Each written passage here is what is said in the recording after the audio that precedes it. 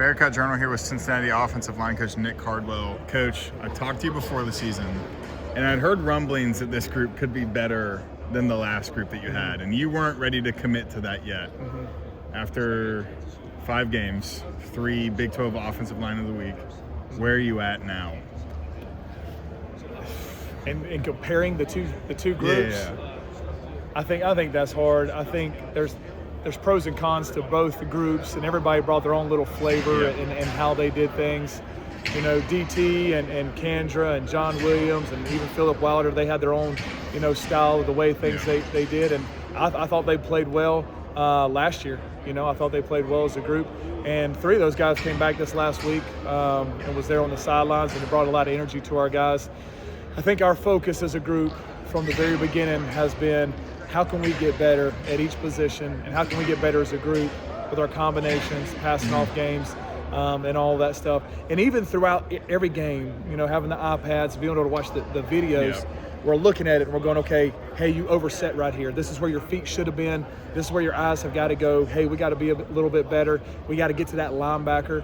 And, I think, those are some things that we've tried to work on every single game, trying to get better. And that's what these guys have committed to. Yeah. You look back at the Bowling Green game, and I think at the first half, I think we might have had 26 rushing yards. Yeah.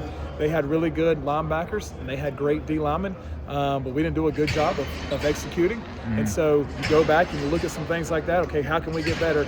And these guys have committed to that, and it just shows up on the field. And they're just doing, to them, I'm just doing my job. Yeah. They're doing their job. They're trying to execute at a high level. And so it's fun to watch them to develop.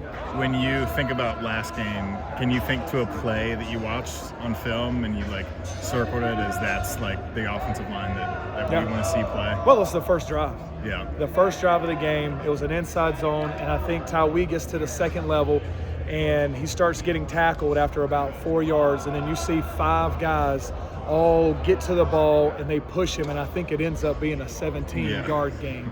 And we talked about it in our pregame talk. I said, listen, guys, at some point in this game, there's going to be a pivotal moment. I didn't know it was going to be the first drive. I thought it was going to be fourth quarter. I said, where everybody's going to be driving and fighting and trying to get scratching and clawing to get every yard that they can. And all 5 of you guys have got to get to that ball and push it.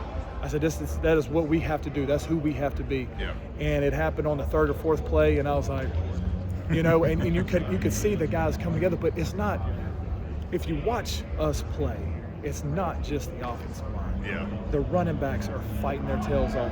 The quarterback, if he's getting tackled, he's fighting for every yard. Yeah. The wide receivers are fighting for every yard, whether they're blocking on the perimeter or they're catching the ball trying to break tackles. Tight ends, if you look at that play right there, number 11, Joe Royer, is in the middle of that pile, driving it as well. And so that is, a testament to the culture that Coach Satterfield has built here. Yeah. And it was good to see everybody be on the same page. I think the best part of that play was Taryn kind of feeling left out and then just jumping on the pile at the end. But if you watch the whole game, Taryn's in all the piles. Every last one of them, you see 77 in there pushing, and he just cares about it. I mean, you come off of the Kansas game where you have a drive to go win the game. And the guys are, like I said, they're just doing their jobs. They're just trying to execute. And then they come over there and, they're excited. They're overwhelmed with emotion. And Taryn's like, Coach, I've never, beat a Power 5 team. Yeah. I've never been on the road. I've never been in big games like this coming from Ball State.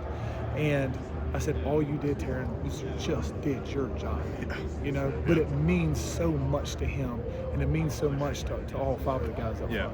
When there's a trap play called or a play when someone's pulling, are you watching that, waiting to see that collision? And what did you think about Cotton getting that opportunity? The hard thing about it is I told him, and I even told the head coach, I was like, Coach, I don't know how well Cotton can pull. Yeah. I don't know if he's a good puller. We worked on it on Friday, and it didn't look great. I was like, Cotton, it looks okay. I mean, that looks okay, So when he called the play and I knew Cotton was pulling, I was like, dear God. I was like, I have no idea what this is going to look like. And he absolutely destroyed the kid. And then he looked at me and flexed at me and jumped at me because I had told him he wasn't great at pulling. So, it just is what it is. And he went out there and I mean, he's a good ball player. Went out there and executed at a high level. We'll wrap up with this. And I don't know if I've ever talked to you about this, but how did you go from being a tight ends coach to offensive line coach? I always wanted to be an offensive line coach. Okay. I watched Sean Elliott, who's now the tight ends run game coordinator at South Carolina. He was a great motivator. He was a heck of a ball coach, and the way that he led those guys and the way that they were the heartbeat of the team, I always felt like that was a part of me, and I always felt like that's what I wanted to do. I wanted to have those guys and to be the heartbeat of the team, to push them, and wanted them to be great. And so every time I coached tight ends for a long time, and then I did tight ends and tackles. But my dream was always to coach the offensive line. I love it. I couldn't do anything else. I absolutely love it. But that transition to me was natural because honestly, I was a blocking tight end myself. When nobody throwing me the ball. Yeah, and now you've got a son who's going to be a 5-star quarterback. Nah, I don't know about that. Don't start that. He gonna work hard, and he gonna have to overachieve. He gonna have to overachieve if he's gonna do anything. That's awesome. All right, thanks, Coach.